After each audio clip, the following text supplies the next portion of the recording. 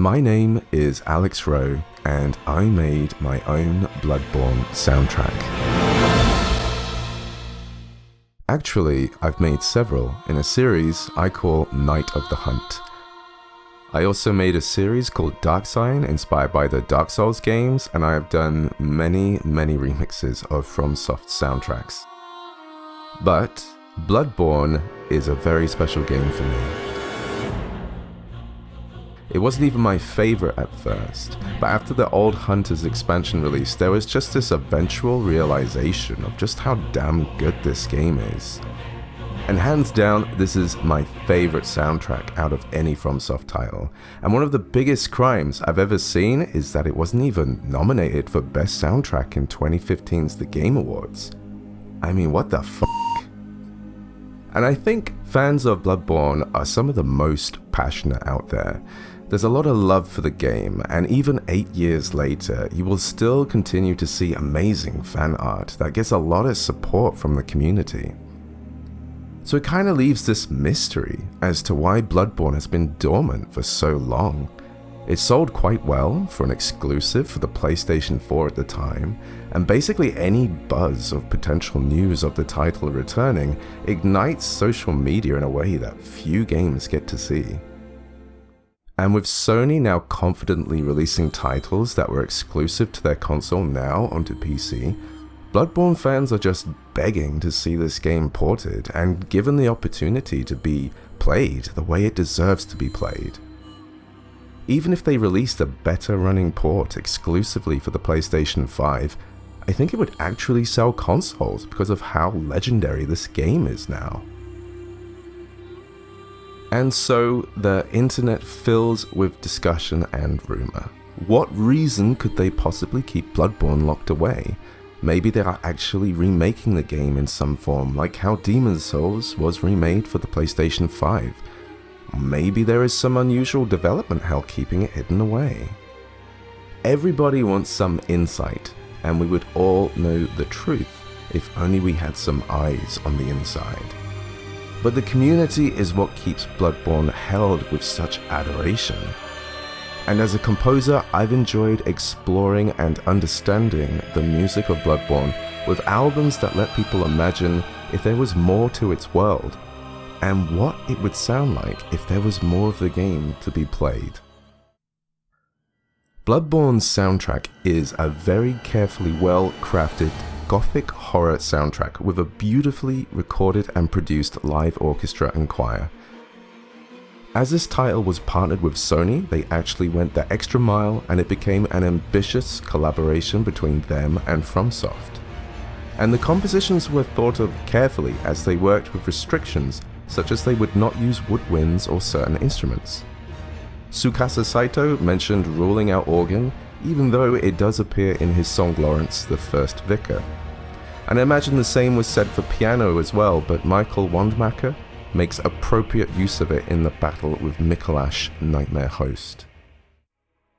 The soundtrack has a total of 6 composers, 3 from the West and 3 in the East in FromSoft's sound team, with Ryan Amon being somewhat the lead composer with the majority of tracks and creating some of the key songs that would be heard in the beginning and end of the game, as well as some of its subtle ambience and horror-inducing pieces.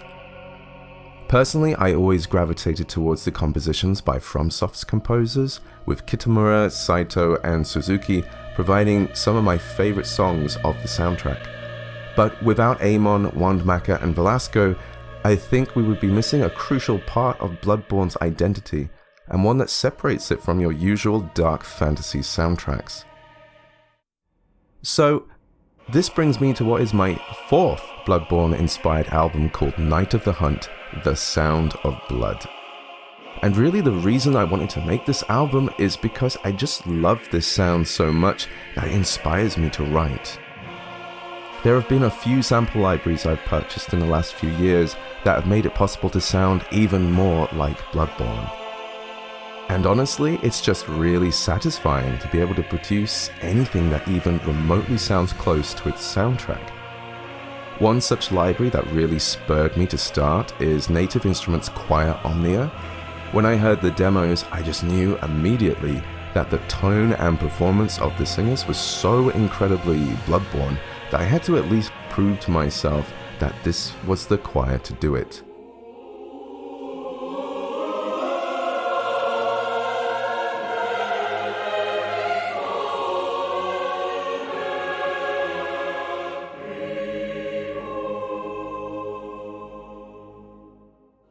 I even ventured back into the lore and did a bunch of research to come up with the ideas for this new album. I knew with this library I wanted to venture into parts of Bloodborne that didn't have a ton of exploration, those being the choir and the School of Mensis, and that would naturally expect some horror to accompany it, so I wanted to bring more of that element into this album compared to my last ones. And with all my experience having the right samples, I think I truly have what it takes to write convincing Bloodborne music completely from scratch. Before we go on, I'll just quickly mention my experience, as composing music is essentially my bread and butter, and I've been writing music for almost 20 years now. I am a video game composer, with the most recent games I've done being The Iron Oath by Curious Panda Games and Grime by Cloverbite. And what is always kind of surreal to me is that I became friends with one of Bloodborne's composers, Yuka Kitamura, who discovered me because of my Dark Souls 2 remixes. And we even wrote a short album together called Seasons, which has just been one of my favorite collaborations to date. Her original compositions are truly stunning, and I hope she gains an audience for them outside of being known for her work with FromSoft. So what is it that makes Bloodborne's music so iconic? Well, I will say the reason I've never ventured into videos like this before is because, despite all my experience, I'm not the person who will sit here and tell you all the wonderful theory and chords that make the songs what they are. I understand it through practice rather than reading and studying. I wouldn't watch a video of someone dissecting a song and talking about music theory because I would just find it boring, to be honest. When it comes to the instruments with Bloodborne, it's fairly simple. You have the full range of choir and strings at your disposal, and percussion that is mostly cymbals and various drums. And with the brass, it's mostly low register instruments, so pretty much horns and no trumpets. It may sound limited, but that usually tends to bring out a lot of creativity, trying to make the most of what you have in creative ways. But when it comes to Gothic horror, there's a surprising amount of freedom when it comes to writing it, and your main goal is to not sound too happy or triumphant.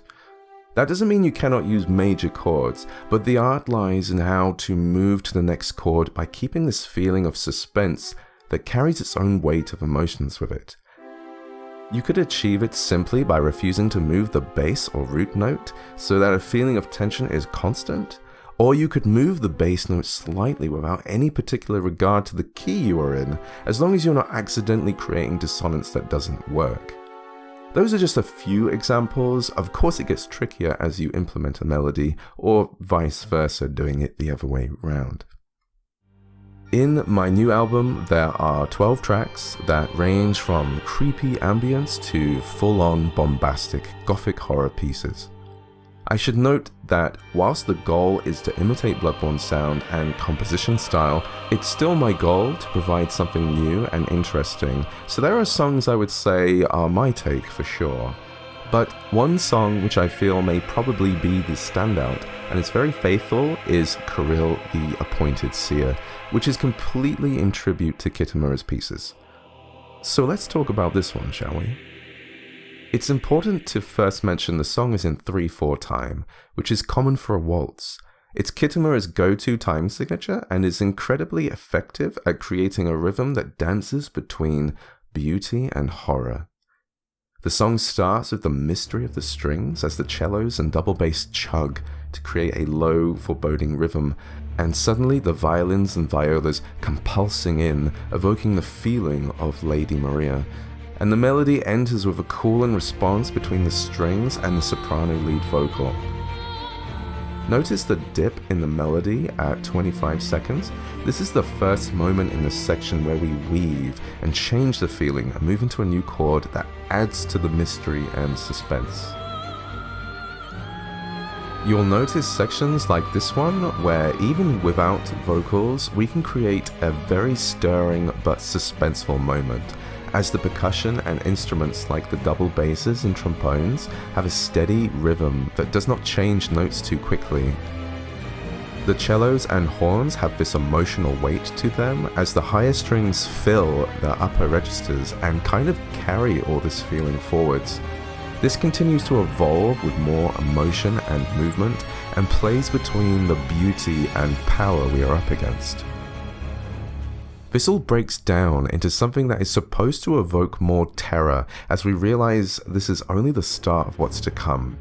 The strings become completely chromatic, which means they don't adhere to a particular key signature and move up and down in semitones.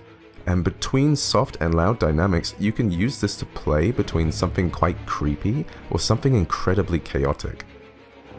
Here, the choir is introduced slowly, hinting towards what's to come by accompanying this crescendo into what most Soulsborne fans will know to be the second phase of the battle.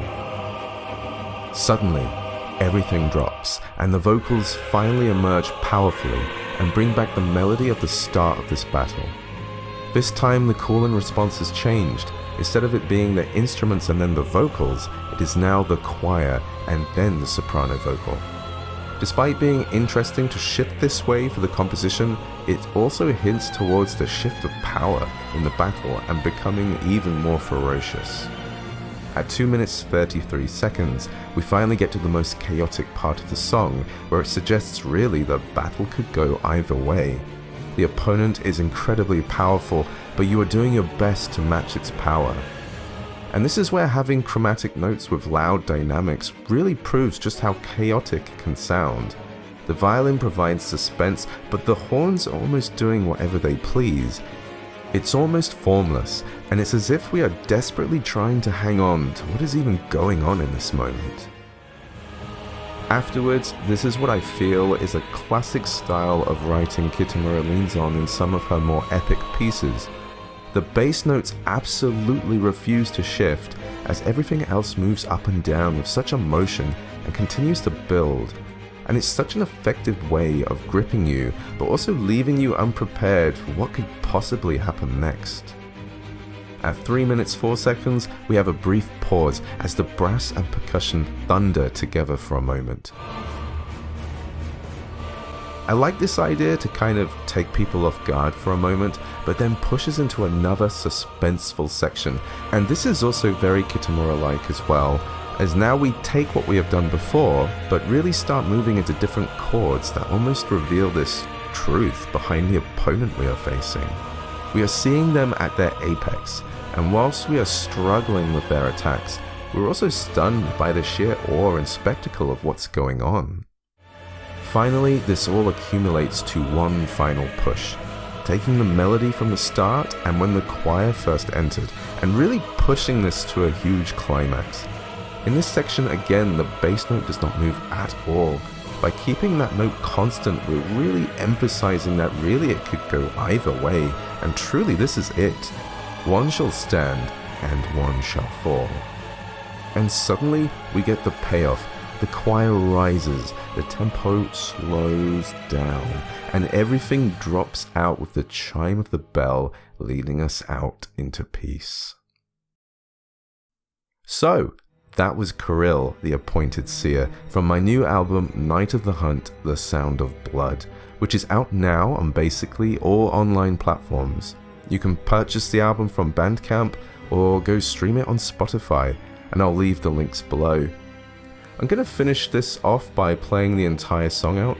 I really hope you enjoyed this video, as I've not done anything like this before, so please do give me a like, subscribe, and get notified of any new videos. I really hope you enjoy this album, and I'll see you all in the next one.